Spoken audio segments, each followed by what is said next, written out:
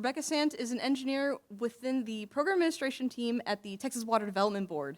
She graduated from Iowa State University with a Bachelor's of Science in Civil Engineering. Prior to joining the Texas Water Development Board, Rebecca spent 17 years as a consultant with various firms with the implementation of state revolving funds, emerging contaminants, and the lead service line replacement program. So please welcome Rebecca.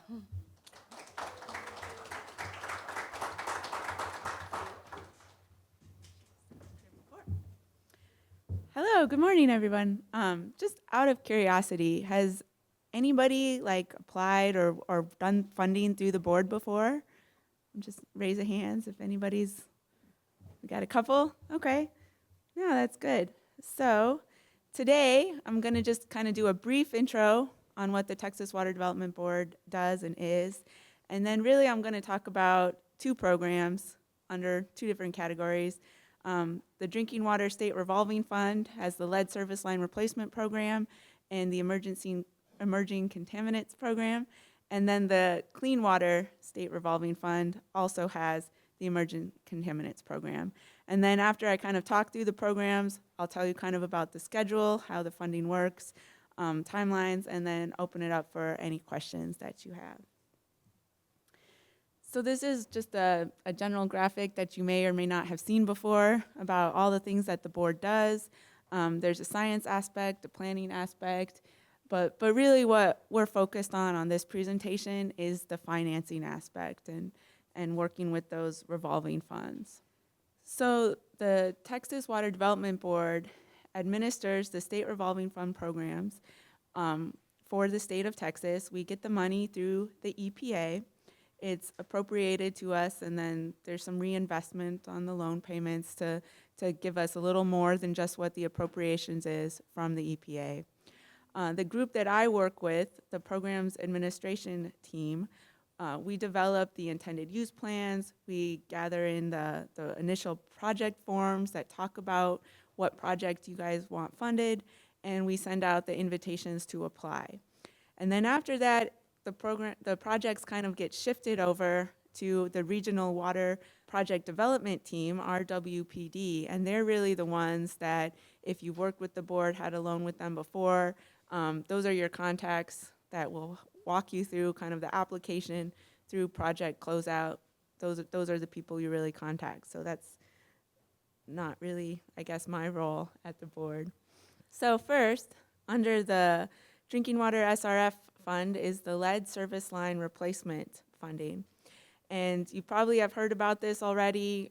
We've had a couple years of funding already, and it's through the Infrastructure Investment and Jobs Act, or IIJA, which was in 2021.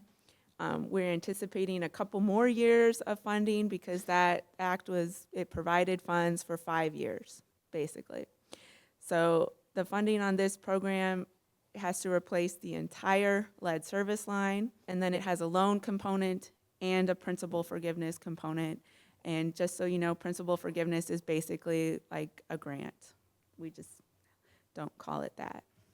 To be eligible as an entity, basically if you're eligible for the regular program, you're eligible for this program. So, public water systems, nonprofit, non-community systems, state agencies are all eligible for funding under this program. The project has to be directly associated with identification, planning, design, construction of lead service lines.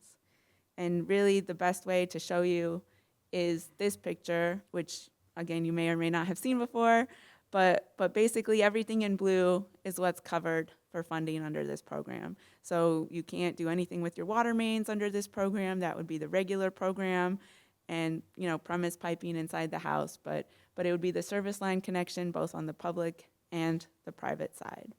And also, in order for this funding, you have to have the disadvantage criteria be met, which is really a broad term, so most communities are considered disadvantaged and can apply for this funding. The financing is at 51% loan forgiveness and 49% loan. The loan portion of a project where you're just doing inventories has a 0% interest rate, and if you're doing the design construction and the loan portion project does have our normally low interest rate. So to be disadvantaged, you have to maybe have lead service line connections, because remember, inventories are still covered here, so you can still be figuring that out. And then 51% or more of the project area has to have an annual median household income level that does not exceed 150% of the state's level.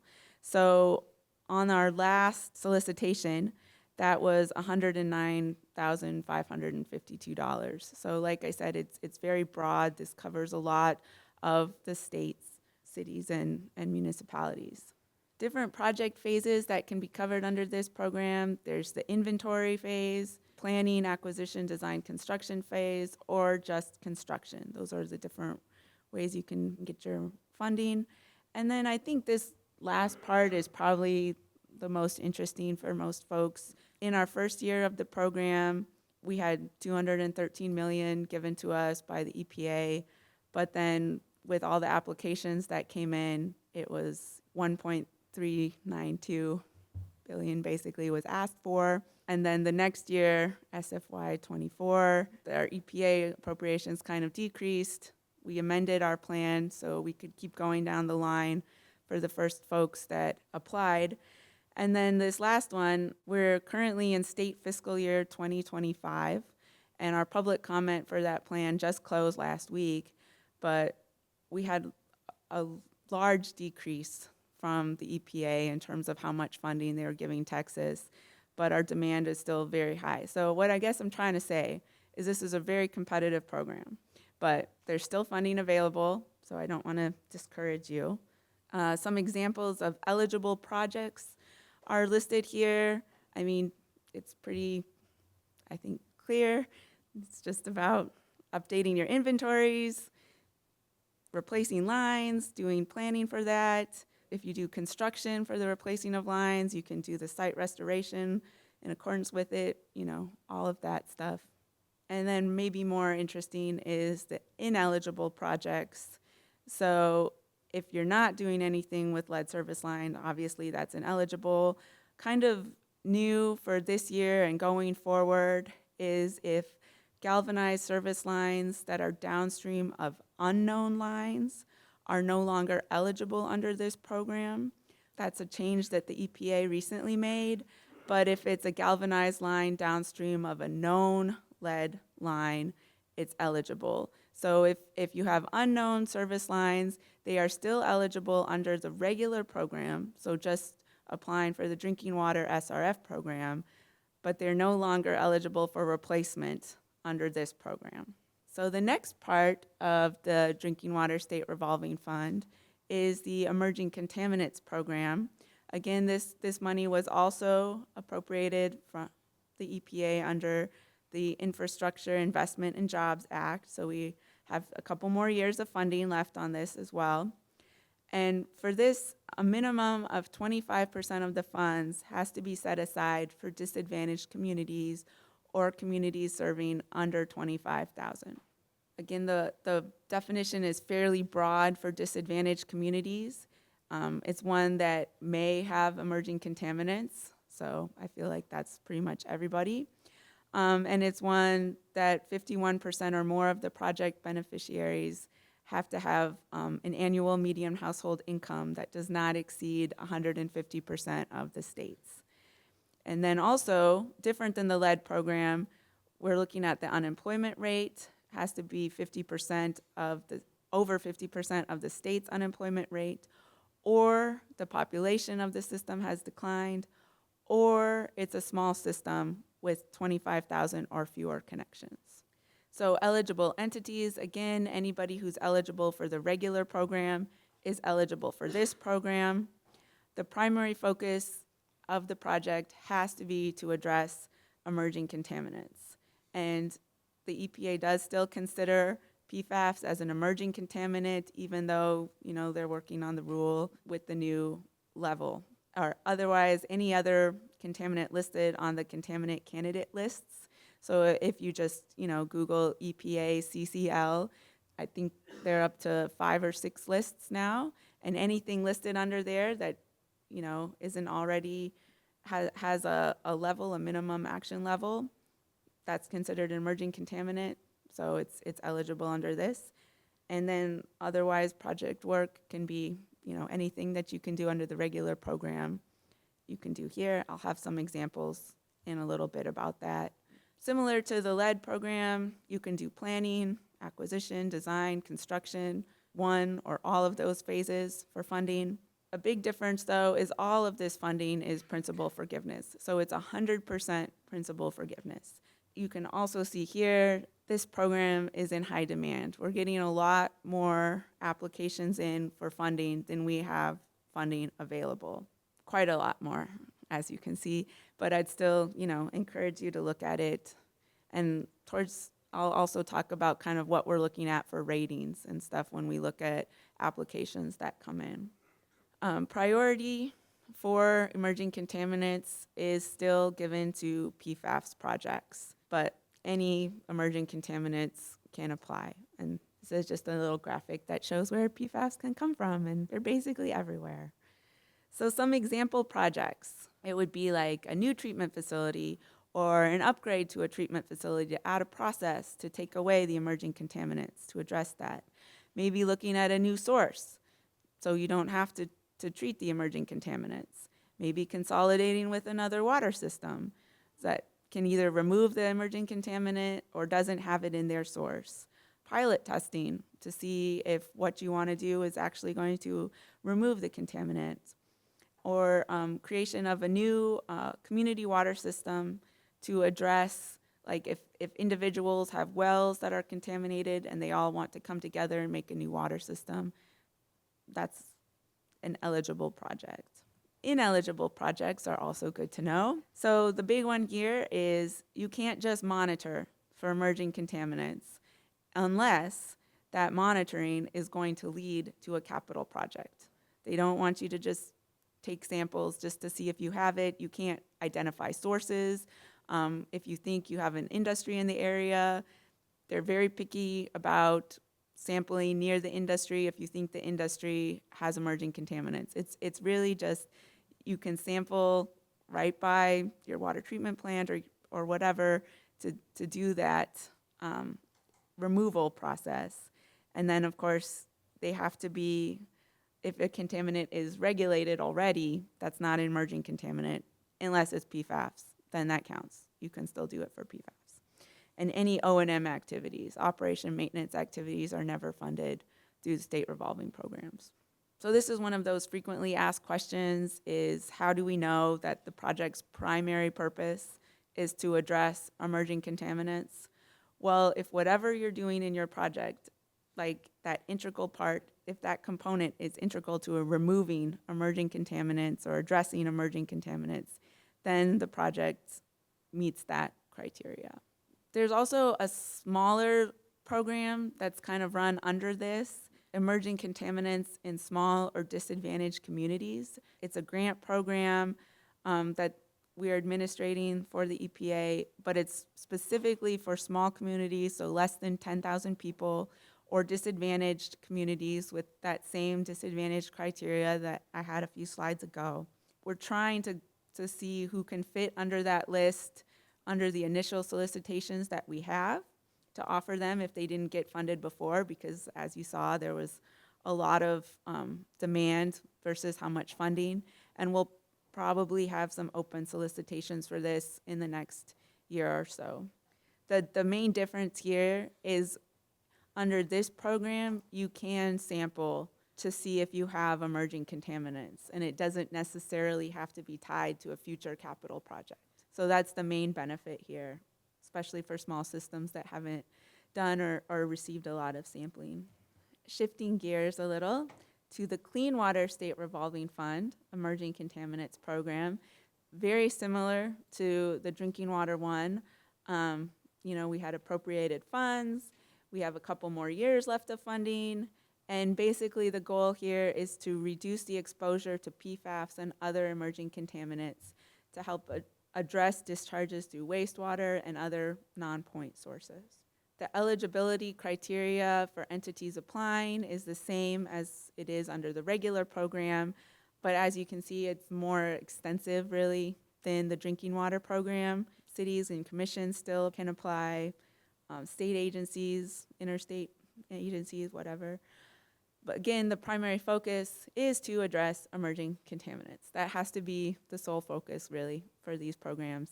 And if the project would be eligible, whatever you're doing under like the Clean Water SRF program, then it's eligible under this, more or less.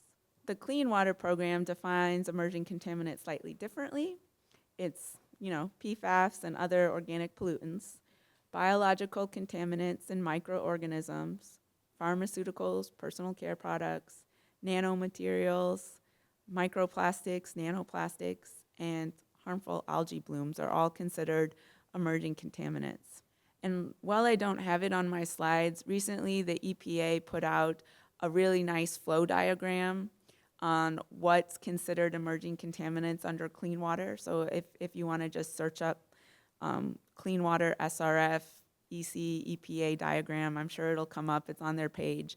But it has a lot of nice yes/no questions like, does this apply? Yes, then you can still apply, or no, go look at this and then you can apply. And they're really trying to I think give everybody a better understanding on what this program can cover and not cover, because it's not as clear really as the drinking water emerging contaminants program. This program, again, we can do planning, costs, acquisition, design, construction phases. It's all for principal forgiveness, and then the funding available. This is one of those very few programs we have at the board where we have more funding available than we have demand. This is a really good thing if you're interested in the program. It's not a lot of funding. As you can see, it's less than $10 million given, but it's still available.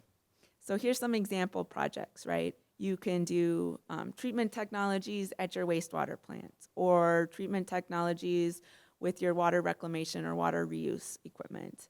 You can do treatment or trapping of emerging contaminants for your stormwater or other non-point sources.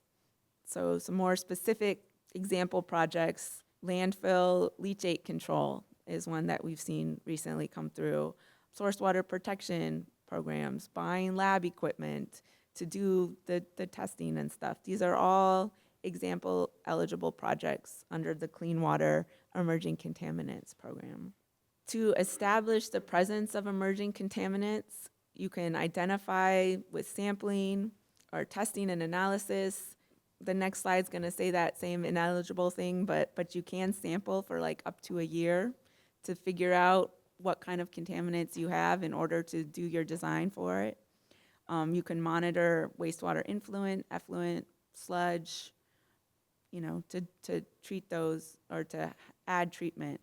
You can't just monitor to monitor. It has to be focused on a future capital improvement project. You also can't try to find sources under the Emerging Contaminants program and no routine operation maintenance kind of activities. So all this sounds great, right? You get free money, but then we have these programmatic requirements that you may or may not be aware of.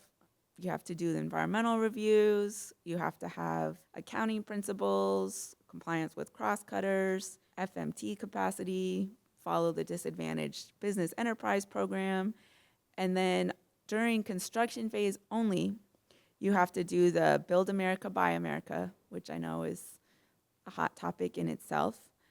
Follow Davis-Bacon wage rates, that's pretty standard.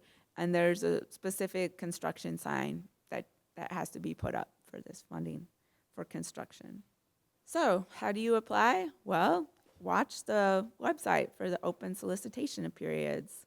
Submit a project information form, which is a pretty simple form.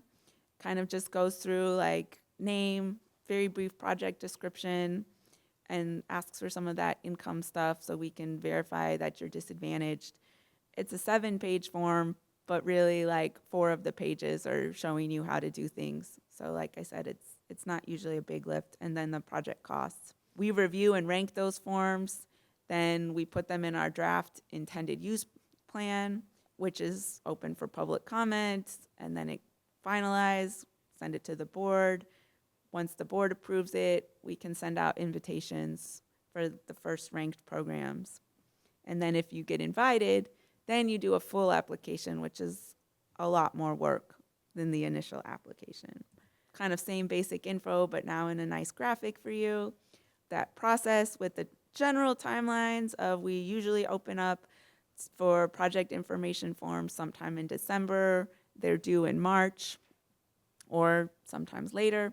The draft intended use plans are posted in the summer, then approved in late summer/fall.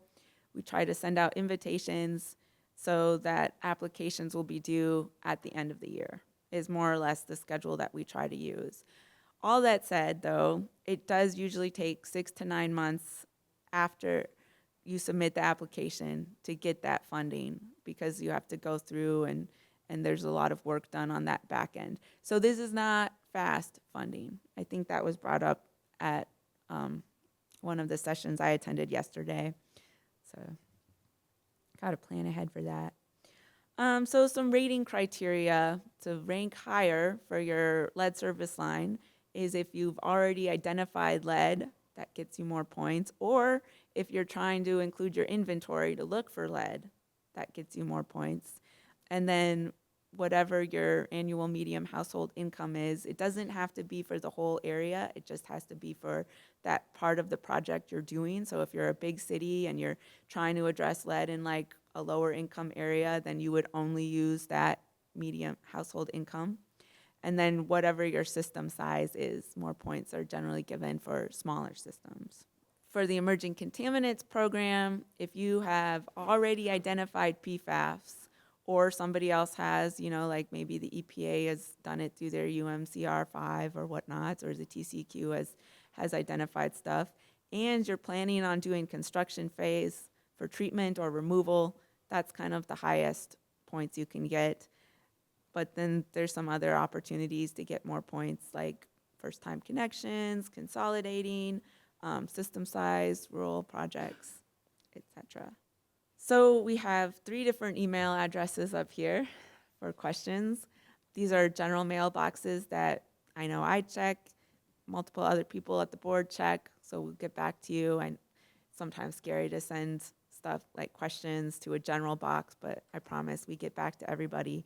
So it's the drinking water mailbox, the clean water mailbox, and then just if you have general questions about financial or you don't know which box to send it to, you can send it to that financial assistance box.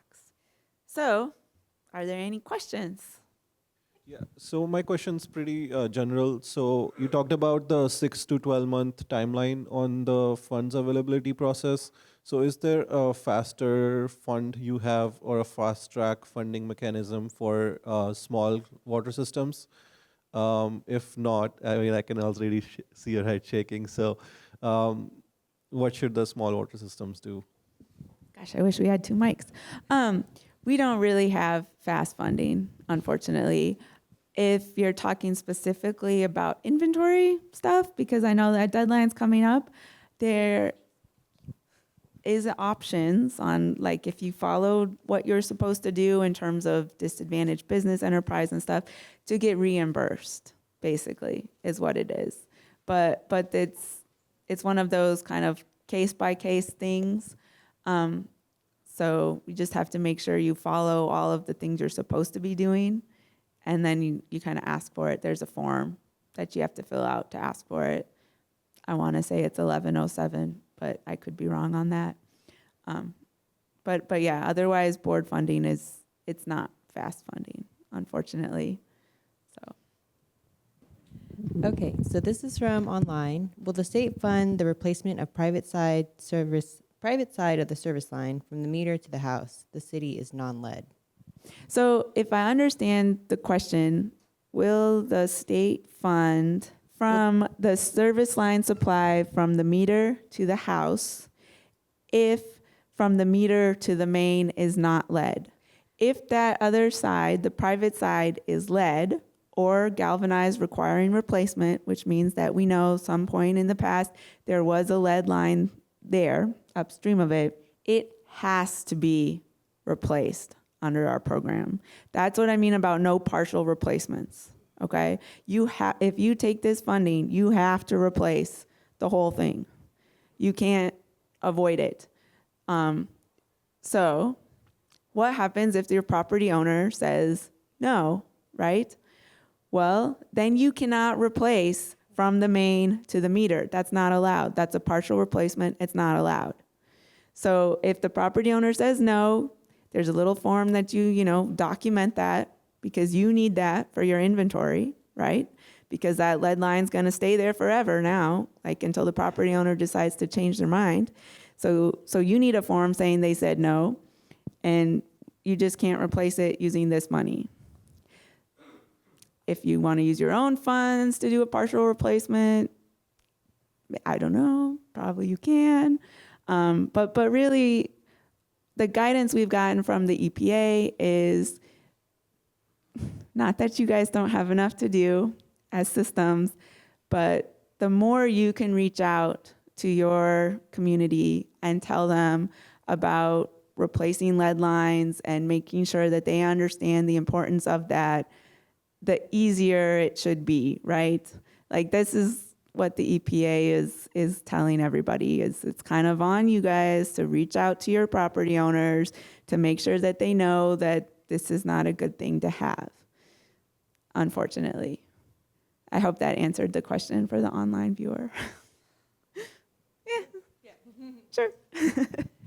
We have another online question. Are there any funding sources for GRR replacements on the private side where the utility can't prove it was ever connected to lead, but can't prove it wasn't?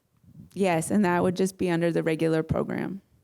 So under the regular drinking water SRF program, you can replace the galvanized that you can't show had lead upstream or downstream. You can also do stuff on the water meter. The water meter. Well, yes, the water meter, but I meant the water main. You can do all of that under the regular program. So this lead program is here to help, but it only does the service lines. So if you need to do more than the service lines, like if you want to go into a neighborhood, replace the whole water main and all the service lines, maybe you want to consider applying under the regular program, because that would cover all of that.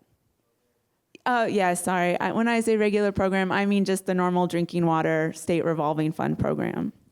The board does have other options of financing programs, but the lead service line replacement program is it's so narrow in its definition that the regular drinking water SRF program can handle a lot more infrastructure work, I guess. I will also note that that's a very competitive program. The timeline is about the same. We have all these solicitations open around the same time. So, if I was you, I'd just do 2 project information forms, one for the LSLR and one for the regular program, and see where you land. I mean, the LSLR program is going to guarantee you a 51% principal forgiveness rate. The regular program, the drinking water program, the principal forgiveness kind of varies a lot more. You might get more, you might get less, you might not get any. So, thank you very much.